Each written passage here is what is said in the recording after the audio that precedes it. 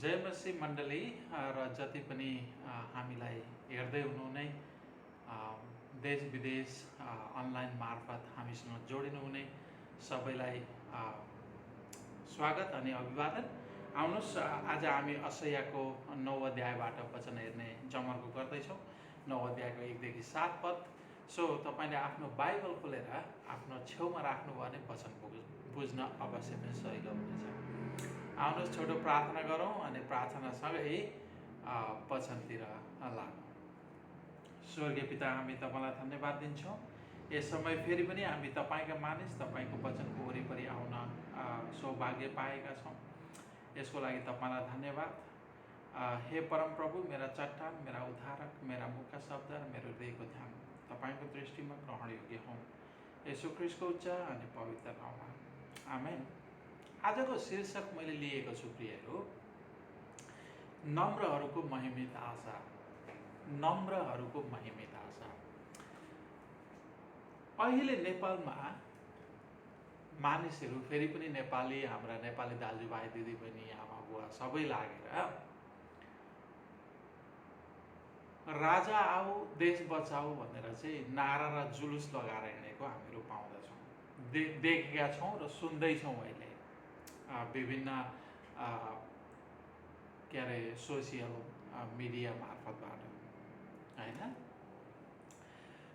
पहिले हामीहरूलाई थाहा छ, केही वर्ष अगाडि, 10-15 वर्ष अगाडि राजा चाहिएन भनेर हामी नेपाली नै हौँ जसले राजालाई लखेटे र आफूले चुनेका मानिसहरूले राम्रो गर्छन् भनेर उनीहरूलाई चुनेर चाहिँ भोट दिएर चुनेर चाहिँ मन्त्रीहरू बनाए, होइन? अनि त्यहाँबाट अहिले मानिसहरू प्रजातन्त्र चाहिएन, राजतन्त्र चाहियो भनेर खोजिरहेका छन्। प्रजातन्त्रबाट मानिसहरू अघाए अनि त्यहाँबाट राजतन्त्र चाहियो। अस्ति तपाईँको राजा चाहिएन भनेर राजालाई लखेटे, अहिले प्रजातन्त्र चाहिएन भनेर राजा आऊ देश बचाऊ भन्न थालेका छन्। मानिसहरूको सबैभन्दा ठुलो समस्या चाहिँ के हो प्रिय? मानिसहरूको सबैभन्दा ठुलो समस्या भनेको राजा मन्त्री हो अथवा अरू कुनै कुरा छ? मानिसको सबैभन्दा ठुलो समस्या भनेको मेरो विचारमा स्वाधीनता र स्वतन्त्रता जस्तो लाग्छ। र यो कुरा म तपाईँलाई प्रमाणित गर्ने प्रयास पनि गर्नेछु अगाडि बढ्दै जाँदाखेरि। हामीलाई थाहा छ, राजाले आफ्नो स्वाधीनता र आफ्नो स्वतन्त्रता खोज्यो। राजाले एउटा गुलामी बनाएर राख्यो। राजाले आफ्नो शासनमा चाहिँ मानिसहरूलाई धेरै थिच्यो, निरङ्कुश शासन लगायो, स्वतन्त्र दिएन, सास फेर्ने ठाउँ भएन भनेर चाहिँ मानिसहरूले राजा शासनलाई चाहिँ हटाएर अनि त्यहाँबाट प्रजातन्त्र ल्याएको कुरा हामीहरूलाई थाहा छ, होइन? सो मानिसले स्वाधीनता र स्वतन्त्रताको लागि राजा हटाए र आफ्नो स्वाधीनता र स्वतन्त्र पुरा गर्नको लागि उनीहरूले चाहिँ प्रजातन्त्र देशमा ल्याए, है?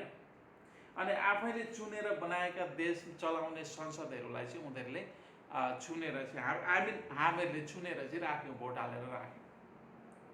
अहिले अब आफूले चुनेका मानिसहरू, आफूले प्रजातन्त्र ल्याएर चुनेर चाहिँ मन्त्री परिषदमा राखेका मानिसहरूले राजाले भन्दा दुगुणा गुलामी बनाउन थाले।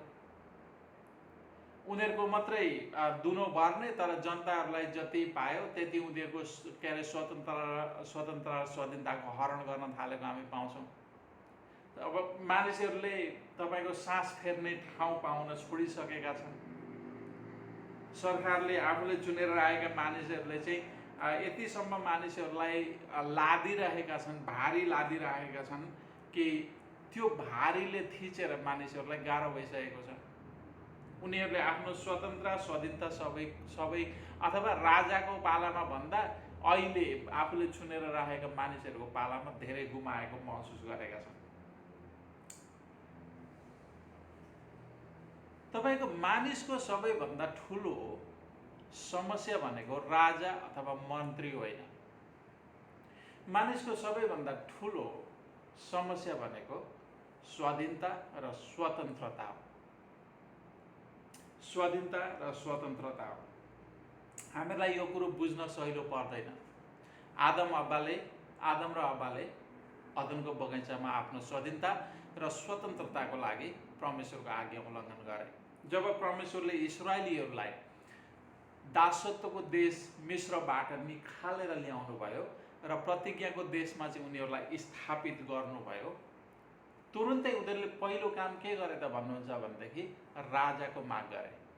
हामीहरूलाई पनि अरू राजा जस्तै मान्छे चाहिन्छ। अब राजा, हामीहरूलाई परमेश्वर चाहिँदैन।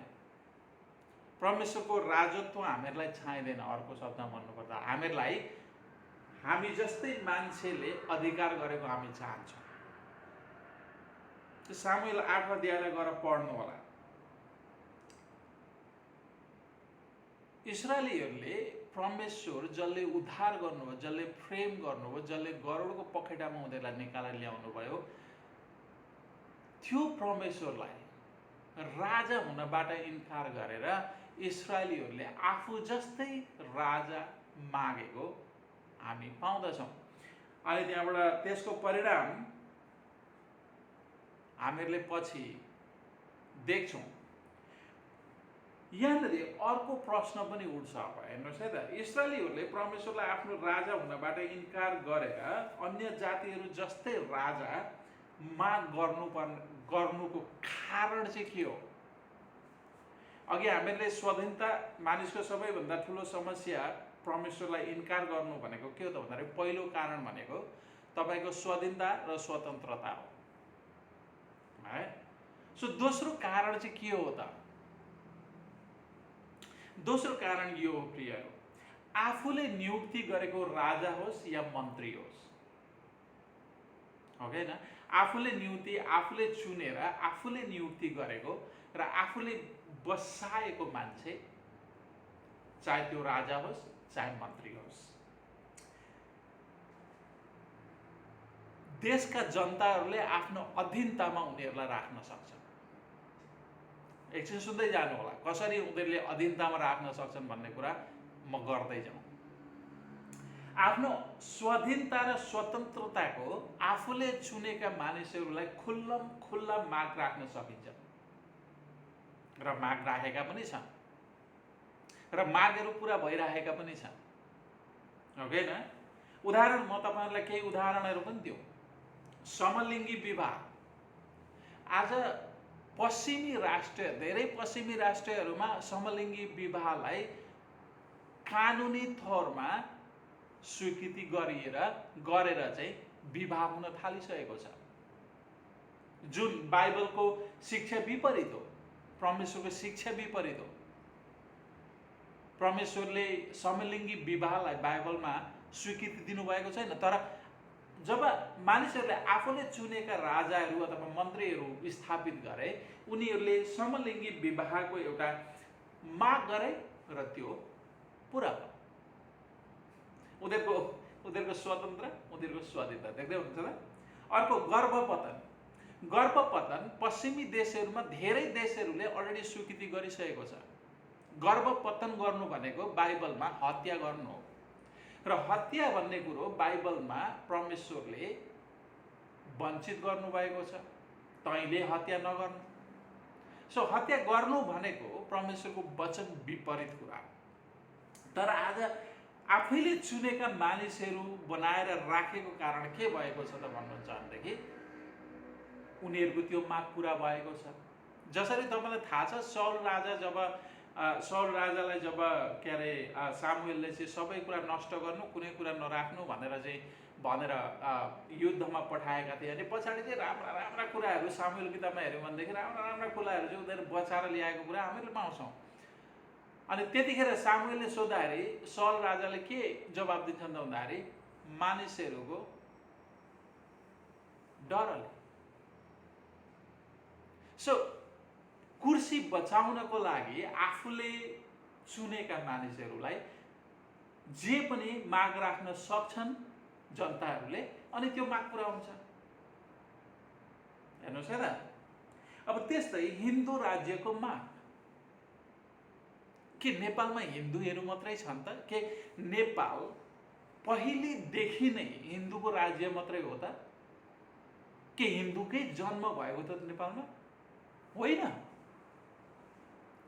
सो अरू धर्म मान्ने मानिसहरू पनि छन् त्यहाँनिर, होइन र? सो हिन्दू राज्यको माग, सो आफ्नो स्वाधीनता र स्वतन्त्रताको खोज, अनि खुल्लम खुल्ला व्यभिचार स्वीकृति।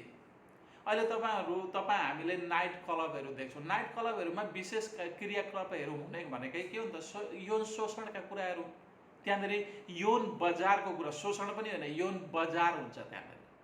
त्यसलाई यौन बजार भन्दा फरक पर्दैन।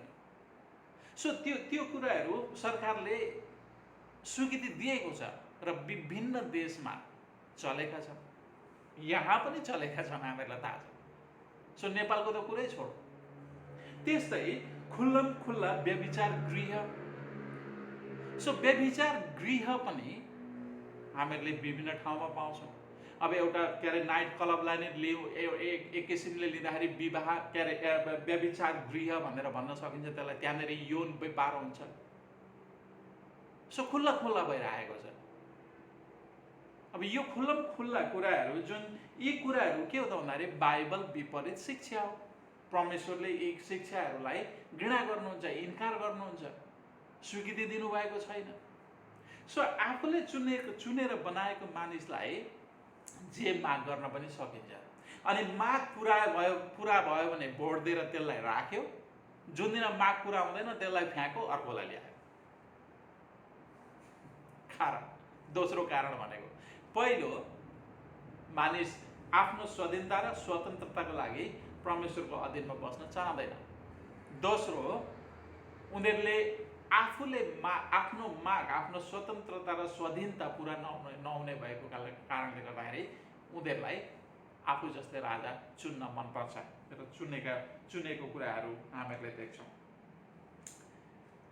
अहिले नेपालमा तपाईँको प्रजातन्त्र लखेटेर, किनभने प्रजातन्त्रले उनीहरूले मागेको कुरा पुरा नगरेकाले प्रजातन्त्र लखेटेर चाहिँ राजतन्त्र ल्याउनको लागि चाहिँ राजा आऊ देश बचाऊ भनेर चाहिँ जुलुस लगाएर हिँडेका छन् मानिसहरू। ओके, हिजो त्यही राजालाई के भन्थे? मुर्दाबाद भन्थे, होइन? राणा शासन मुर्दाबाद, यस्तो शासन मुर्दाबाद, उस्तो शासन मुर्दाबाद।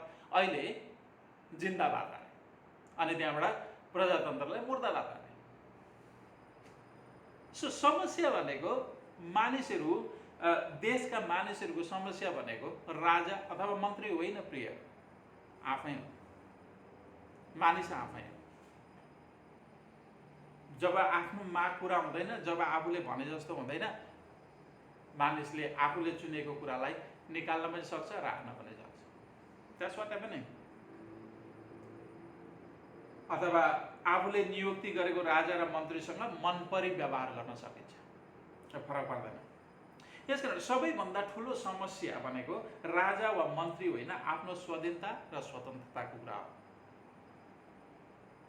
इस्राएलीहरूलाई यहाँनिर 9 अध्यायमा तपाईँलाई मैले के अरे असैयाको 9 अध्यायमा हेऱ्यौँ भनेदेखि 9 अध्यायमा पहिले परमेश्वरले इस्राएलीहरूलाई ज्योतिको मार्गमा डोर्याउनु भन्दा, अथवा ज्योति, परमेश्वरले चाहिँ उनीहरूको अन्धकार मार्गलाई ज्योतिमय बनाउनु भन्दाखेरि अगाडि त्यहाँनिर के पाउँछौँ त भन्दाखेरि परमेश्वरले इस्राएलीलाई ताडना दिनुभएको कुरा हामी पाउँछौँ। हुन त उनीहरूले राजा मागे, सामुएल 8 अध्यायमा गएर पढ्नु होला। अनि परमेश्वरले के भन्नुभयो त भन्दाखेरि सामुएललाई, उनीहरूले तँलाई इन्कार गरेका होइन, मलाई इन्कार गरेका हुन्। त्यसैले उनीहरूलाई चेतावनी दिए। आज तपाईँ र म जुन थिचोमिचोमा परेका छौँ, जसरी हामीहरूलाई चाहिँ हामीहरूले नै चुनेका मानिसहरूले थिचेका छन्, दबाएका छन्, गुलाम बनाएका छन्, परमेश्वरको न्याय हो। 8 अध्यायलाई गएर पढ्नु होला, पहिलो सामुएल 8 अध्याय। परमेश्वरले के भन्नु, गर उनीहरूलाई चेतावनी दे, तिमीहरूले चुनेको राजाले तिमीहरूलाई के गर्छ। 8 अध्यायलाई ध्यान दिएर पढ्नु होला। सो अहिलेको जुन गुलामी हामी गर्दैछौँ त्यो परमेश्वरको न्याय हो प्रिय। परमेश्वरदेखि मानिस स्वतन्त्र भएर जिउन सक्दैन कहिले पनि। परमेश्वरदेखि मानिस स्वाधीनता, आफ्नो पापमय स्वाधीनता पुरा गर्न हामीहरूले पाएको जस्तो देखे तापनि त्यो पापमय स्वाधीनता नै परमेश्वरको न्याय हो। रोमीको 1 अध्यायलाई गएर पढ्नु होला, 25 देखि 26 देखि पढ्दै जानु होला, अथवा 19 देखि पढ्दै जानु होला। मानिसहरूले परमेश्वरलाई आदर गर्नुपर्ने ठाउँमा दिएनन्, महिमा गरेनन्। सो परमेश्वरले के गर्नुभयो? उनीहरूको न्याय गर्नु। न्याय के हो? समलिङ्गी विवाह, मूर्ति पूजा, परमेश्वरको न्याय हो।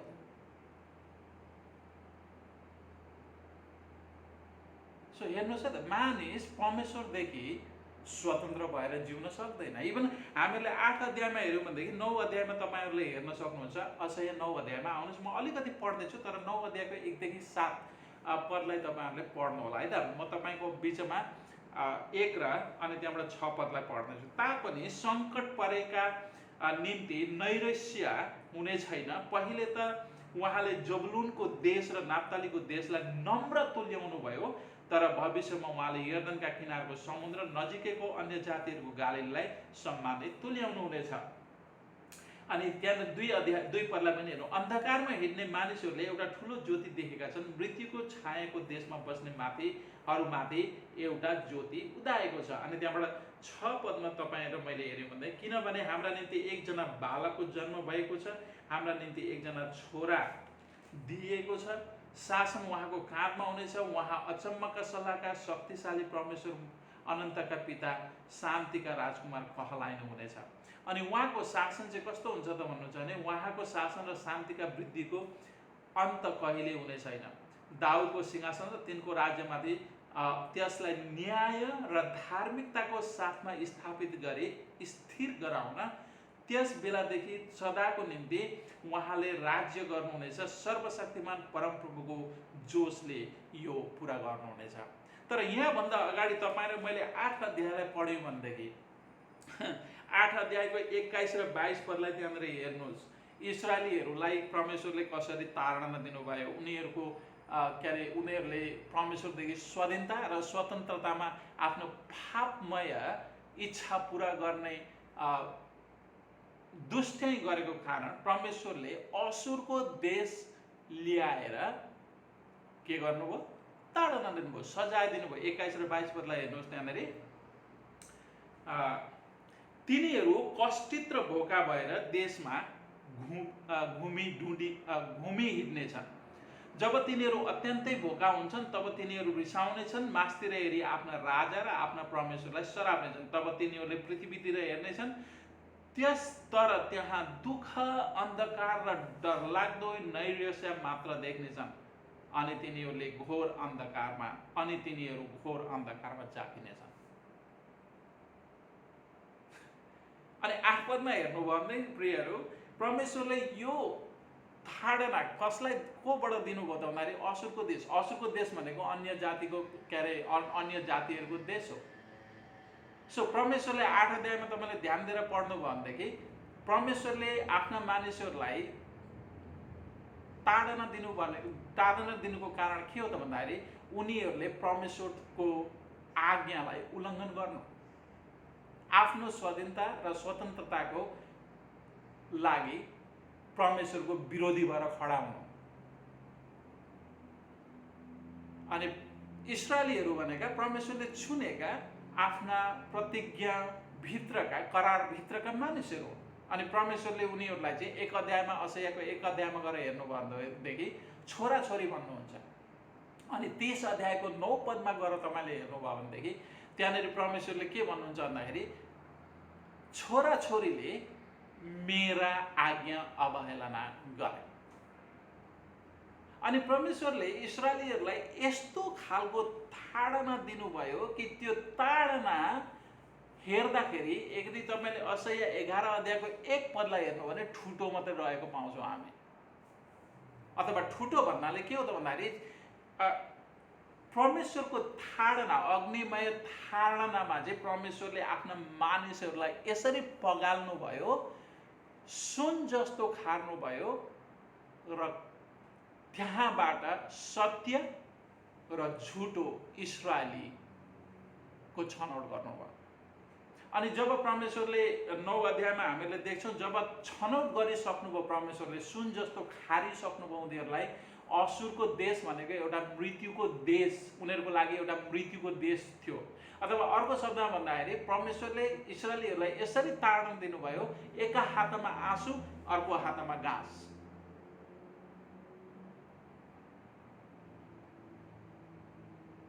अनि त्यहाँबाट जब परमेश्वरले के अरे ताडना दिइसक्नुभयो र त्यहाँनिर सुन खारे चाहिँ पत्रुसले उसमा भने चाहिँ, पत्रुसको आफ्नो किताबमा भने चाहिँ सुन खारे चाहिँ जब उहाँले खार्नुभयो, त्यहाँ चाहिँ के भयो, कसिङ्गर पनि निस्क्यो र साँचो सुन पनि निस्क्यो।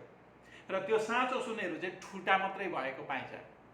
सो ठुटा भन्न खोजेको के त भन्दाखेरि एकदमै थोरै, धर्मी इस्राएलीहरू अति नै थोरै मात्रै थिए, जसलाई चाहिँ परमेश्वरले 9 अध्यायमा हेऱ्यौँ भनेदेखि असैयाले के प्रतिज्ञा गर्छन् असैयाको 9 अध्यायमा भन्दाखेरि, यस हामीहरूलाई छोरो दिइनेछ। अनि त्यो छोरो चाहिँ कस्तो हुन्छ त भन्नुहुन्छ भने, किनभने हाम्रा निम्ति एकजना बालकको जन्म भएको छ, हाम्रा निम्ति एकजना छोरो दिएको छ। त्यो छोरो चाहिँ को हो?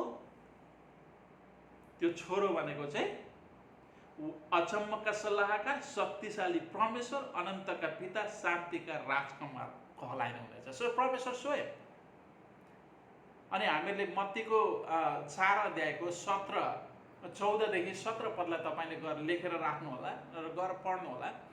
14 देखि 17 पदमा के भनिएको छ त भन्दाखेरि, उहाँ आउनुहुनेछ र केवल उहाँ इस्राएलीहरूको मात्रै ज्योति भएर आउनुहुने छैन, तर उहाँले चाहिँ ज्योति, अन्धकारमा हिँड्ने अन्य जातिहरूको लागि पनि ज्योति लिएर आउनुहुन्छ। किनभने बाइबलमा तपाईँको सबै मानिसहरू आफ्नो पापमा मरेको कुरा गरिएको छ। यदि तपाईँ र मैले एपिसीको 2 अध्यायको के अरे पहिलो पदलाई हेऱ्यौँ भनेदेखि पावलले के भन्छन्, तिमीहरू आफ्ना पापमा र अपराधमा मरेका थियौ। सो पाप र अपराध भनेको के हो त भन्दाखेरि मृत्यु हो। पाप र अपराधले मान्छेलाई मृत्युमा ठेल्छ। सो मृत्यु पनि के हो त भन्नुहुन्छ भने, मृत्यु भनेको कुनै प्राकृतिक कुरा होइन।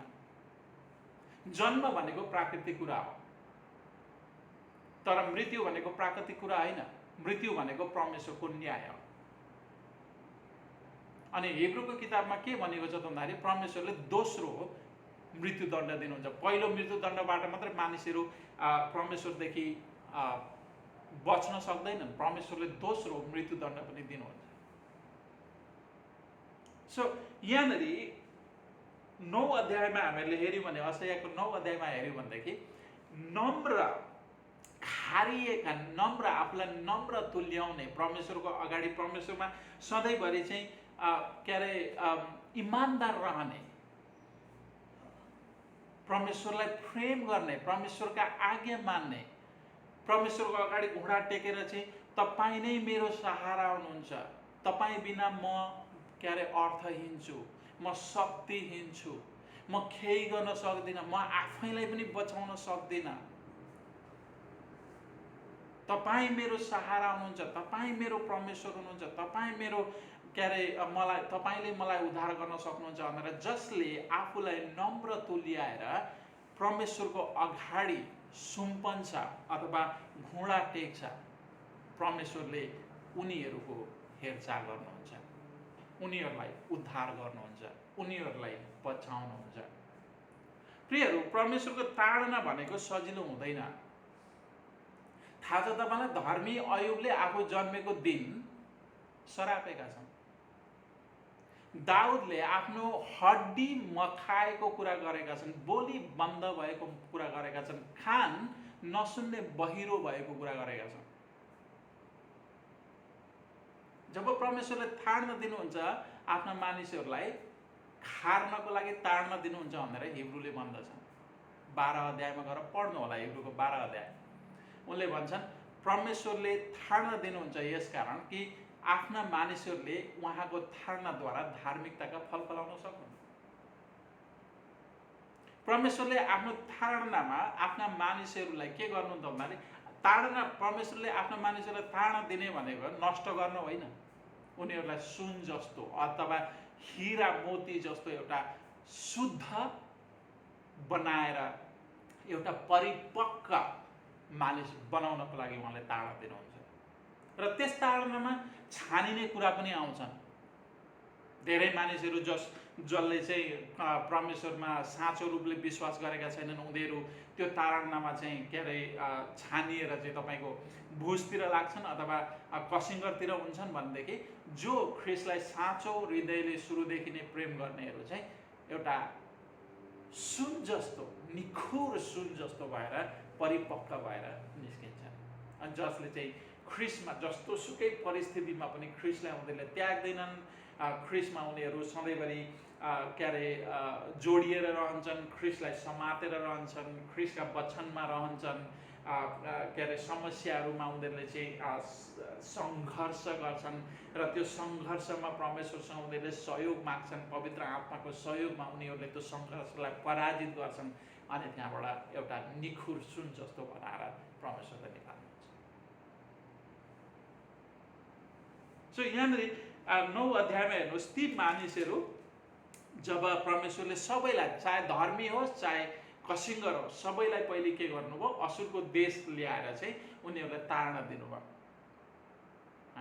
अनि त्यहाँबाट असुरको देश ल्याएर ताडना दिइसकेपछि अनि त्यहाँबाट उहाँले चाहिँ रहल पहल ठुटाहरूलाई, जो धर्मी, जो परमेश्वरमा भरोसा राख्ने, परमेश्वरमा नम्र भएर परमेश्वरमा चाहिँ आफ्नो जीवन समर्पण गर्ने, परमेश्वरलाई नै मेरो सबै कुरा हुन्छ भनेर आफूलाई समर्पण गर्ने मानिसहरूको निम्ति चाहिँ असह्यद्वारा परमेश्वरले के गर्नुभयो, सुसमाचार सुनाउनु।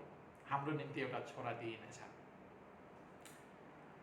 सो नयाँ करारमा आएर हेऱ्यौँ भनेदेखि यो छोरा र बालक को हो त भन्दाखेरि स्वयं येशू ख्रिस्ट परमेश्वरलाई हामीहरूले पाउँदछौँ। किनकि उहाँ नै को हुनुहुन्छ त भन्दाखेरि अनन्तका पिता हुनुहुन्छ है। किनभनेदेखि यो सृष्टि उहाँको सृष्टि हो, त्यसैले उहाँ चाहिँ अनन्तको पिता हुनुहुन्छ। उहाँ सृष्टि गर्नुभयो, त्यसै कारणले गर्दाखेरि सृष्टि हामीहरू जसरी हामीहरूलाई के अरे हाम्रो बाबा आमालाई बाबा आमा भन्छौँ उहाँहरूबाट जन्म भएको कारणले गर्दा, त्यसरी नै परमेश्वरले यो सम्पूर्ण कुरा सृष्टि गर्नुभएको कारणले गर्दाखेरि चाहिँ उहाँ पिता हुनुहुन्छ सबै कुराको, सबै मानिसहरूको है। सो चाहे मानिसले स्वीकारोस् या नस्वीकारोस् होइन, अरू मानिसहरूले स्वीकारुन् नस्वीकारुन्, तर हामी क्रिस्चियनहरूलाई के थाहा छ त भन्नुहुन्छ भनेदेखि परमेश्वर सबै कुराको सृष्टिकर्ता हुनुभएकोले उहाँ पिता हुनुहुन्छ है। र पिता कस्तो पिता भन्दाखेरि आफ्नो मानिसहरूलाई ताडना दिने तर प्रेम राखेर ताडना दिने परमेश्वर हुनुहुन्छ। उहाँको ताडनामा पनि प्रेम हुन्छ है। अनि यहाँनिर के गर्नुभएको छ त परमेश्वरले भन्दाखेरि असह्यद्वारा भन्नुहुन्छ, ओके म तिमीहरूको लागि, अब तिमीहरू छानिएका, तिमीहरू निखुर सुनका लागि चाहिँ के गर्छु, आफ्नो राजा दिन्छु तिमीहरूलाई, आफ्नो पुत्र दिनेछु, मेरो छोरा नै तिमीहरूलाई दिनेछु। अनि उहाँले चाहिँ न्याय र धार्मिकतामा तिमीहरूमाथि शासन गर्नुहुनेछ। वाउ है। ख्रिस्टको राज्य भनेको अन्यायको राज्य होइन प्रिय, अधर्मी, अहिलेको अधर्मी जस्तो राज्य होइन, अहिलेको जस्तो अन्याय राज्य होइन। ख्रिस्टको राज्य भनेको न्याय र धार्मिक राज्य हुन्छ।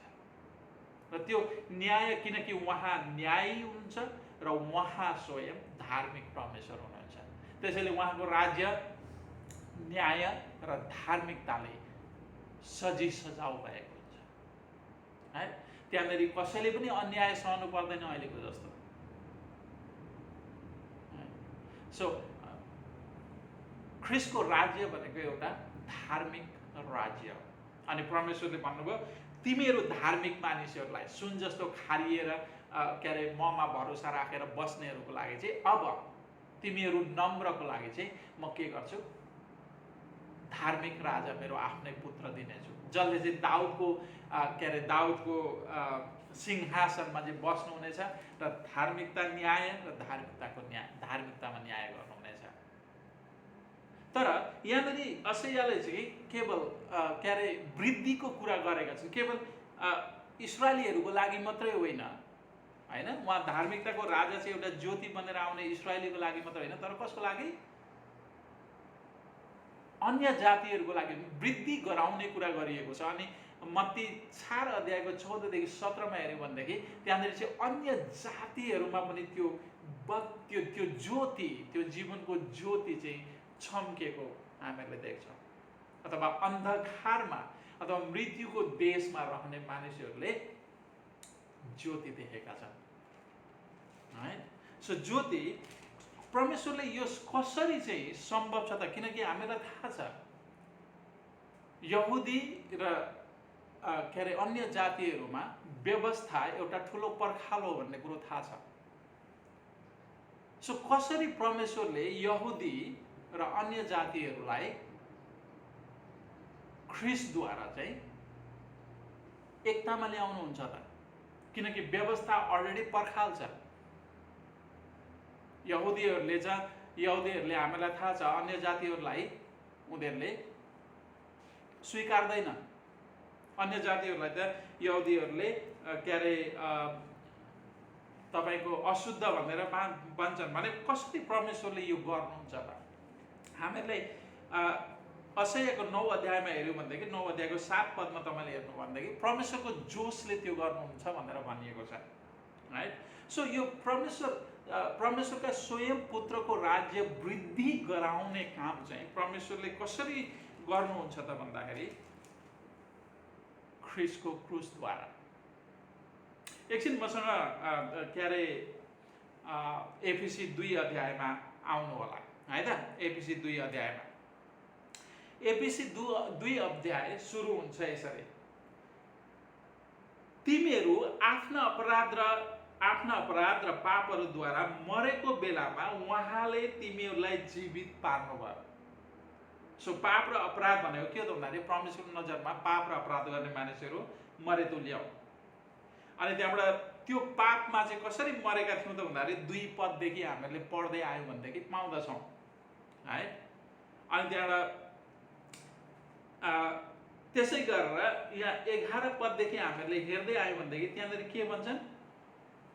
याद राख, अघि तिमीहरू शरीर अनुसार अन्य जाति छँदा शरीरमा हातबाट खतना गरेका यहुदीहरूले चाहिँ हामीहरूलाई बेखतनाका भन्थे।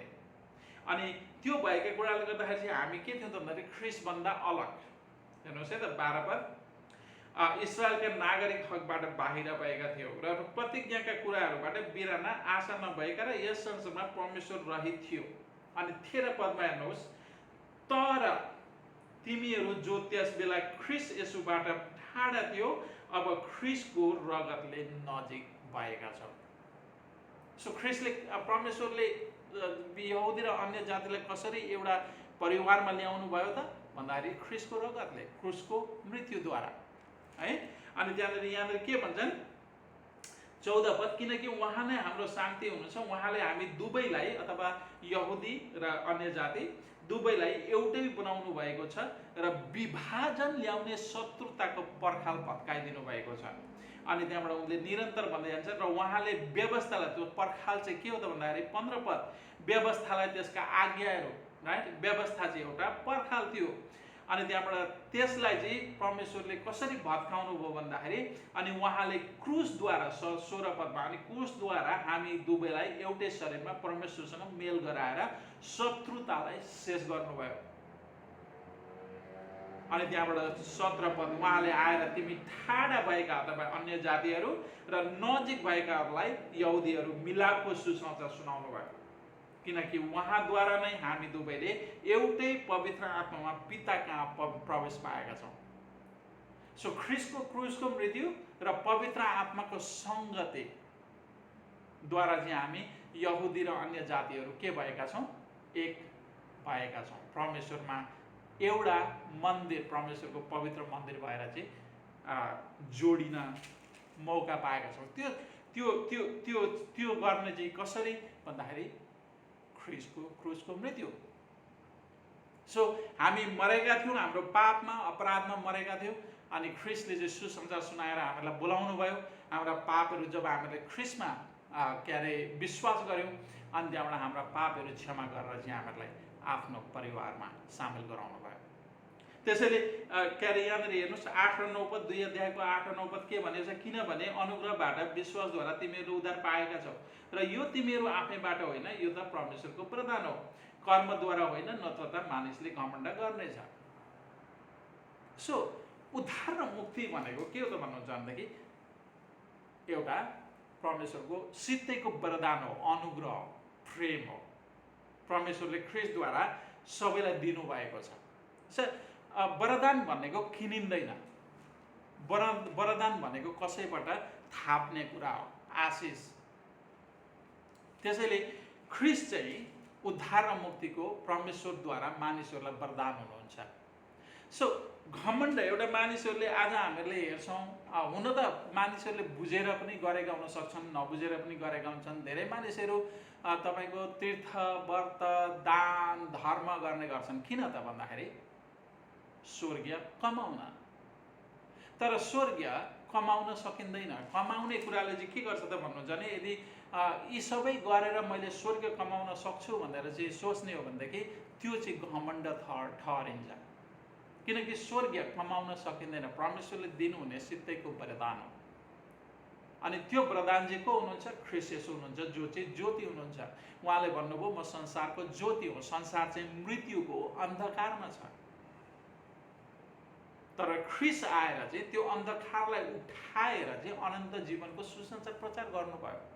त्यसैले उहाँ चाहिँ जीवन, साँचो जीवनको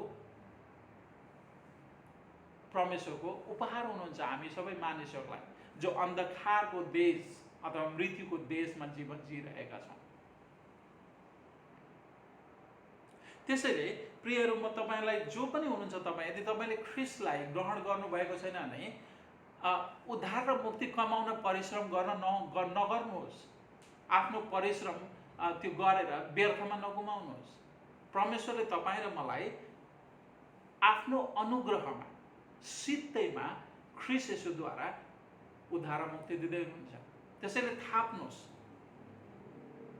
थाप्नुहोस्, किनकि परमेश्वरले आज तपाईँलाई त्यो उपहार दिँदै हुनुहुन्छ। नम्र हुनुहोस्, ख्रिस्ट प्रभुलाई मेरो प्रभु, मेरो परमेश्वर भनेर त्यो उपहार थाप्नुहोस्। अनि तपाईँले आफ्नो पाप सबै गल्तीहरूका क्षमा पाउनुहुनेछ र ख्रिस्टले तपाईँलाई अन्धकारको संसारबाट आफ्नो ज्योतिमय राज्यमा, धार्मिक राज्यमा प्रवेश गराउनुहुनेछ। अनि जुन दिन जब उहाँ आउनुहुन्छ त्यो दिन हामीलाई आफ्नो धार्मिक राज्यमा लैजानुहुनेछ। तपाईँ जसले ख्रिस्टलाई पाउनु भएको छ, ख्रिस्टलाई आफ्नो प्रभु, आफ्नो परमेश्वर भनेर ख्रिस्टको पछि लाग्नु भएको छ, घमण्ड गर्न आजैदेखि छोडौँ। किनभने घमण्डले परमेश्वरको ताडना ल्याउँछ। स्वतन्त्र, म परमेश्वरदेखि स्वतन्त्र र के अरे स्वाधीनता र स्वतन्त्रले जिउन सक्छु भनेर सोच्नु भनेको सबैभन्दा मूर्ख कुरा हो प्रिय। किनकि अन्य जातिहरू त परमेश्वरभन्दा स्वतन्त्र, परमेश्वरको के अरे अधिकारभन्दा, उहाँको शासनभन्दा अलग स्वाधीन र स्वतन्त्र भएर जिउन सक्दैनन् भने तपाईँ र म को हौँ? हामी त उहाँका मानिस हौँ। परमेश्वरले भन्नुभयो असुरको देश मेरो ताडना दिने लट्ठी हो, इस्राएलीहरूलाई ताडना दिने लट्ठी हो। बेबिलोन मेरो ताडना दिने लट्ठी हो। परमेश्वरदेखि कोही पनि स्वतन्त्र हुन सक्दैन। किनभने यो परमेश्वरको संसार हो, परमेश्वरको सृष्टि हो। त्यसैले परमेश्वरदेखि स्वतन्त्र हुन खोज्ने मानिसहरूलाई पनि न्याय गर्नुहुन्छ। हामीले अघि नै हेरिहाल्यौँ, इस्राएलीहरूले आफू जस्तै राजा मागे, त्यसको प्रतिफलमा संसारभरिकै मानिसहरूले त्यो न्यायको प्रतिफल भोगिराख्नु परेको छ। सो परमेश्वरले तपाईँ र म आफ्ना मानिसहरूबाट के चाहनुहुन्छ त प्रिय? वास्तवमा पुरानो करारमा हामीले के देख्छौँ? उहाँले छान्नु भएको कुरा के हो? घमण्ड त्यागेर नम्र भएर उहाँको शरणमा पर्नु, उहाँको चरणमा आउनु, उहाँलाई भन्नु तपाईँ नै मेरो परम प्रभु परमेश्वर हुनुहुन्छ। तपाईँमा म बलियो हुन्छु, तर म चाहिँ तपाईँ बिना शक्तिहीन छु। तपाईसँग तपाईँ भएर तपाईले मेरो जीवनमा हुनुभयो भने मैले ख्रिस्टमा जे पनि गर्न सक्छु। तर म आफू स्वतन्त्र भएर तपाईदेखि स्वतन्त्र भएर चाहिँ केही गर्न सक्दिनँ। म कमजोर छु, मलाई तपाईको खाँचो छ। मेरो आशा, मेरो भरोसा, मेरो जीवन, मेरो शक्ति, मेरो सामर्थ्य केवल तपाईँ हुनुहुन्छ। त्यसैले म आफ्नो जीवन तपाईमा समर्पण गर्छु, आफ्ना योजना तपाईमा समर्पण गर्छु, किनकि मलाई थाहा छ मैले आफ्नो जीवन, आफ्नो योजना तपाईमा समर्पण गरिसके पछाडि तपाईले त्यसलाई असल तरिकाले उमार्नुहुन्छ र प्रतिफल दिनुहुन्छ मलाई। किनकि तपाईको वचनले भन्दछ सबै कुरा परमेश्वरलाई सुम्पिदे अनि उहाँले तेरा मार्गहरू सोझा बनाउनुहुनेछ।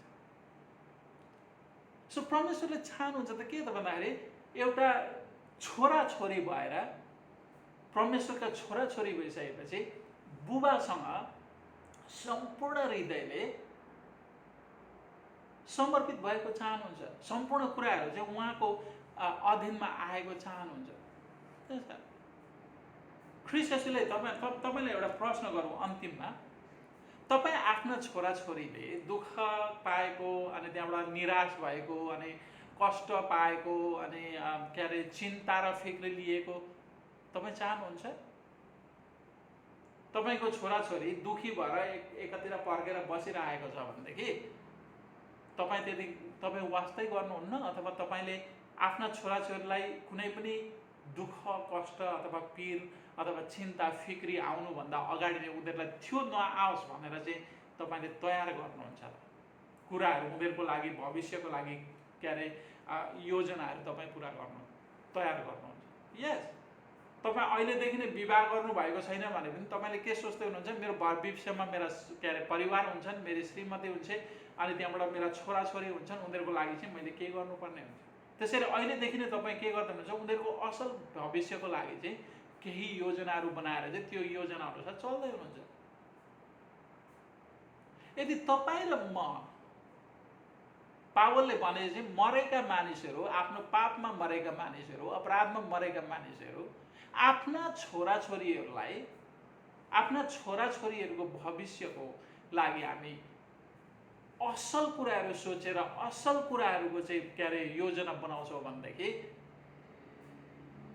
परमेश्वर पितासँग समर्पण हुने व्यक्ति, आफ्नो जीवन सम्पूर्ण समर्पण गर्ने व्यक्ति, स्वर्गीय पिता परमेश्वरले तपाईँ र मलाई कति असल उपहारहरू दिनुहुन्छ होला।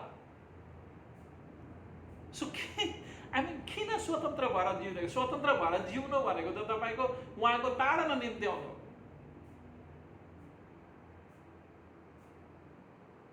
उहाँमा समर्पित भएर, नम्र भएर उहाँमा जीवन समर्पित गर्नु भनेको के हो त प्रियहरू भन्दाखेरि उहाँको आशिषको भागीदार हुनु।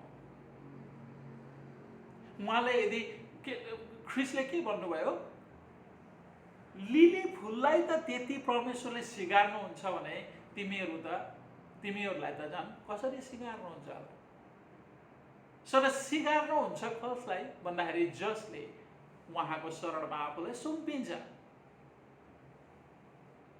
अनि आफूलाई चाहिँ नम्र बनाएर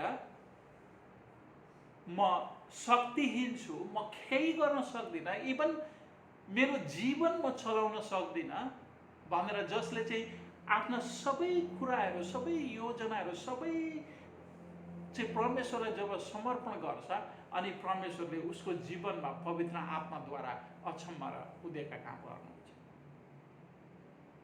उसका बाङ्गिएका मार्ग सोझ्याउनुहुन्छ, उसका के अरे जीवनमा भएका कमी कमजोरीलाई चाहिँ उहाँले के अरे रिपेयर गर्न थाल्नुहुन्छ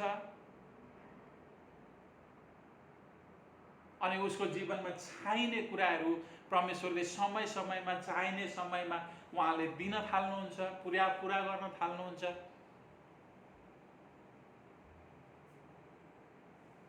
परमेश्वरले चाहनु भएको नै त्यही नै हो प्रिय। उहाँले के चाहनुहुन्छ कि हामी उहाँदेखि स्वतन्त्र भएर जिउने प्रयास नगरौँ, सक्दैनौँ। हामी उहाँदेखि स्वतन्त्र भएर जिउन सक्दैनौँ। उहाँ परम प्रभु परमेश्वर हुनुहुन्छ। त्यसो उहाँले के चाहनुहुन्छ आफ्ना मानिसहरूबाट भन्दाखेरि आफूलाई उहाँको शरणमा सुम्पे। किनकि परमेश्वरले रोमीको किताबमा के भनिएको छ त भन्दाखेरि जसले परमेश्वरलाई प्रेम गर्छ उहाँले उनीहरूको निम्ति असल गर्नुहुन्छ। परमेश्वरले कहिले पनि आफ्ना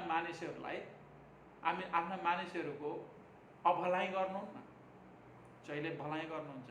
जहिले उन्नतिका कुराहरूमा परमेश्वरले चाहिँ उन्नतिका कुराहरू आफ्ना मानिसहरूलाई बनाउनु भएको छ। स्वर्गीय भनेको तपाईँ र मेरो उन्नतिको कुरा हो, त्यो उहाँले बनाउनु भएको कुरा हो, तयार गर्नुभएको कुरा हो। स्वर्गीय आशिषहरू हेर्नुहोस् त, परमेश्वरले कति असल कुराहरू, कति असल योजनाहरू तपाईँ र मेरो निम्ति बनाएको छ।